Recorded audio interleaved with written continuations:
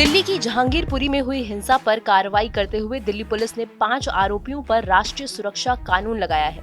राष्ट्रीय सुरक्षा कानून को इंग्लिश में नेशनल सिक्योरिटी एक्ट भी कहा जाता है। तो आज नोटिस के इस वीडियो में हम जानेंगे कि रासुका क्या है, ये कब लागू किया गया था, किन हालातों में इस कानून का इस्तेमाल किया जाता है, इसके अलावा पुलिस किन व्यक्तियों को गिरफ्तार कर सकती है। बस आप वीडियो के आखिर तक बने रहिए हमारे साथ। इस कानून से जुड़ी हर वो जानकारी जिसके बारे में आपको पता होना जरूरी है। आजादी के बाद 1950 में निवारक निरोधक अधिनियम यानी प्रिवेंटिव डिटेंशन एक्ट (पीडीए) बनाया गया, जो 31 दिसंबर 1969 तक लागू रहा। 1971 में आंतरिक सुरक्षा अधिनियम यानी maintenance of internal security act (MISA) लाया गया, जिसे साल 1977 में जनता पार्टी सरकार ने निरस्त कर दिया। उसके बाद 1980 में तत्कालीन इंदिरा गांधी सरकार ने NSA यानी राष्ट्रीय सुरक्षा कानून बनाया। राष्ट्रीय सुरक्षा कानून NSA क्या है और ये कब लगाया जाता है? राष्ट्रीय सुरक्षा अधिनियम का उपयोग केंद्र तथा राज्य सरकारों द्वारा निवारक निरोध उपायों के रूप में किया जाता है। NSA पर बात करने से पहले ये जान लेना जरूरी है कि निवारक निरोध यानी प्रिवेंटिव डिटेंशन क्या है।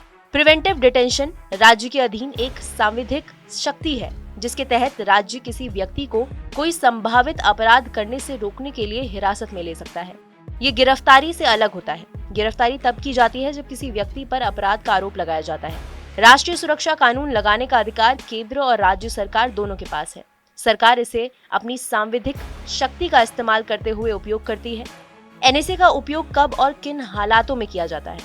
NSA किसी व्यक्ति को राष्ट्रीय सुरक्षा के लिए खतरा उत्पन्न करने से रोकने हेतु केंद्र या राज्य सरकार को व्यक्ति को हिरासत में लेने का अधिकार देता है। इस बात को आसान भाषा में समझिए।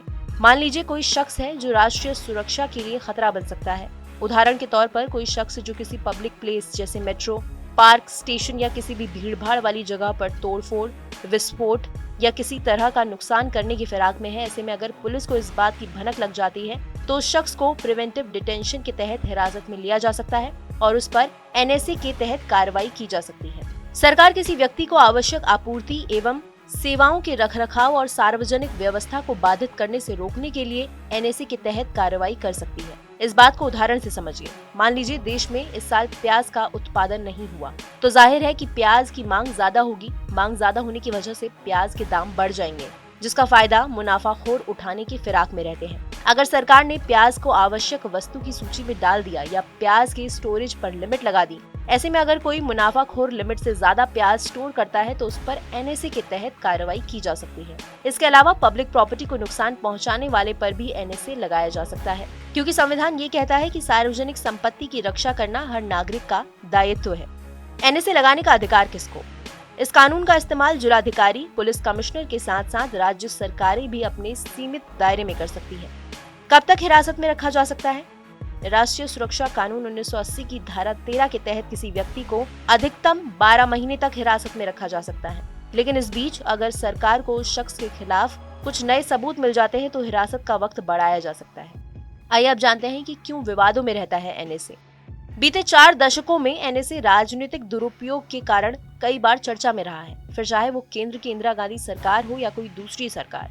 सब पर इस कानून के दुरुपयोग का आरोप लग चुका है। इसके अलावा जब किसी व्यक्ति को गिरफ्तार किया जाता है तो उसे 24 घंटे के अंदर अदालत में पेश किया जाना चाहिए। साथ ही उस व्यक्ति को गिरफ्तारी का कारण जानने का अधिकार है, लेकिन इनमें से कोई भी अधिकार NSA के तहत हिरासत में लिए गए शख्स को नहीं मिलते। जबकि संविधान के अनुच्छेद 22 के मुताबिक गिरफ्तार शख्स को अपने वकील से मिलने और सलाह लेने से नहीं रोका जा सकता। फिलहाल हमारी इस वीडियो पर आपकी क्या राय है, कमेंट सेक्शन में लिखकर जरूर बताएं। इस वीडियो को लाइक करें, शेयर करें। देश और दुनिया की तमाम मुश्किल खबरों को आसान भाषा में समझने के लिए सब्सक्राइब करें हमारा डिजिटल चैनल नो दिस।